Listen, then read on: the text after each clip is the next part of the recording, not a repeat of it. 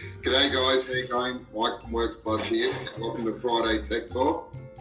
Special guest Kurt along this week, and back with Josh and Daniel as well. And I thought I might kick things off a little bit. I've had a few people ask about AquaZeros and grouting. Just a good idea, bad idea, something you might do some of the time, or... G'day everyone, how are you? Everyone is asking about the AquaZeros at the moment, definitely. I do have just a little sample here on, if you want to just like hold yours up, but that's an indication of an AquaZero not being used properly. That's being used as you would use a 50 specialty. So that tooling's not going to work for that process.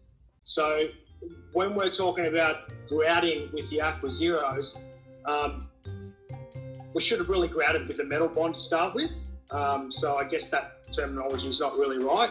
I guess what guys are using them for is just to try, when guys talk about micro grouting and they're using the normal resins to fill up the holes with densifier, we've just been playing around now with these AquaZeros to see if we can introduce some products to fill those holes up with something a bit stronger.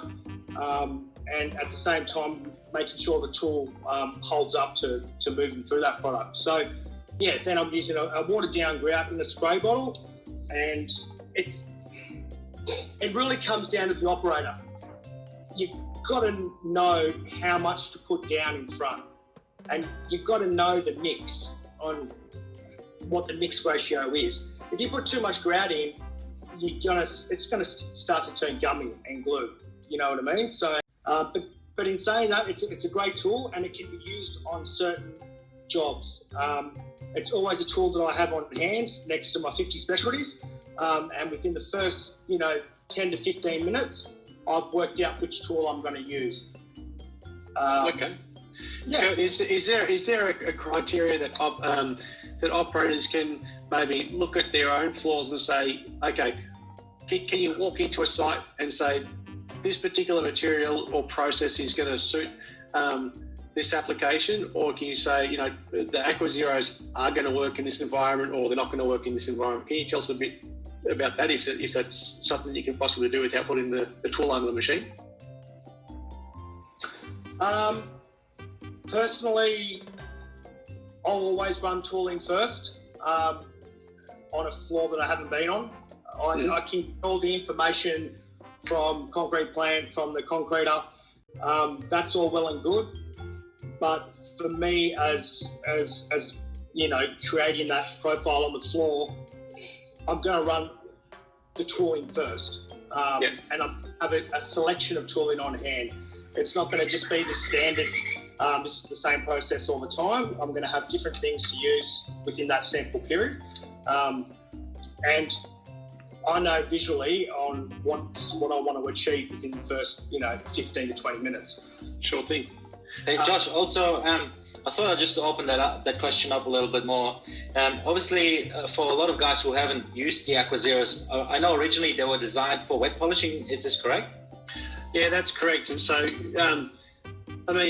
one of the things that you need to keep in mind, and I think that Kurt touched on it a bit before, is that when going through the grout, you need to have a high disc speed and a low head speed, and moving gradually to the grout product that's in front of it.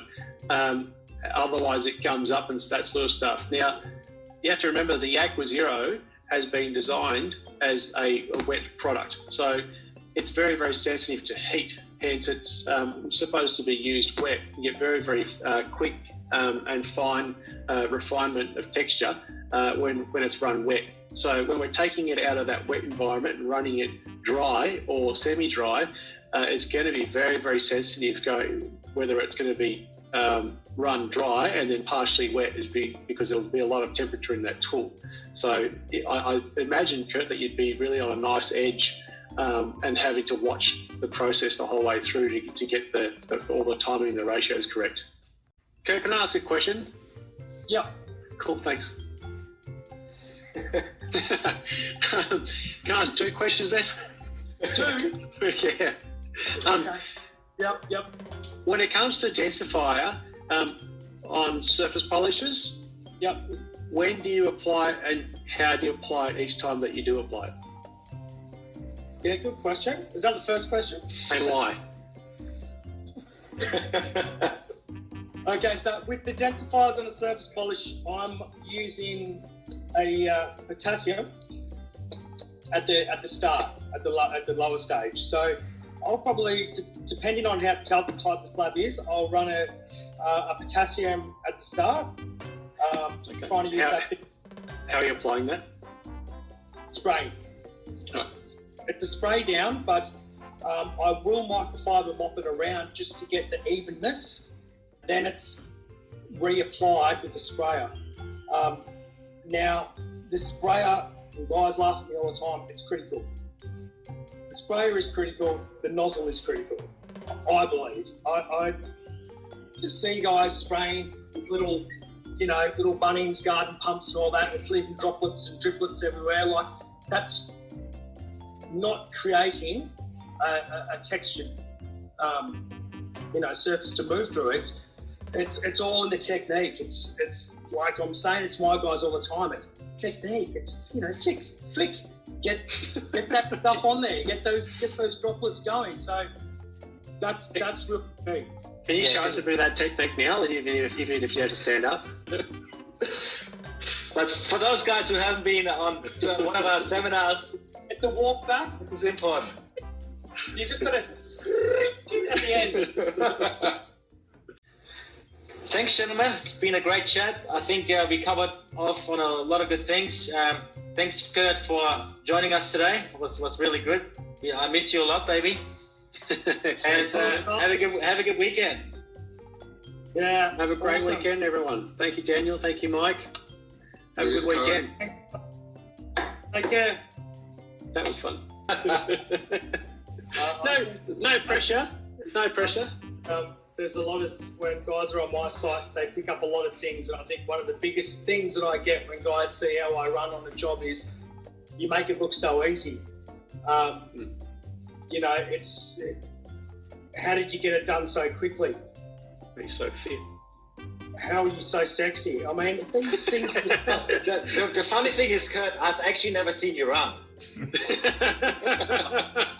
I can tell you right now, I struggle walking. I mean.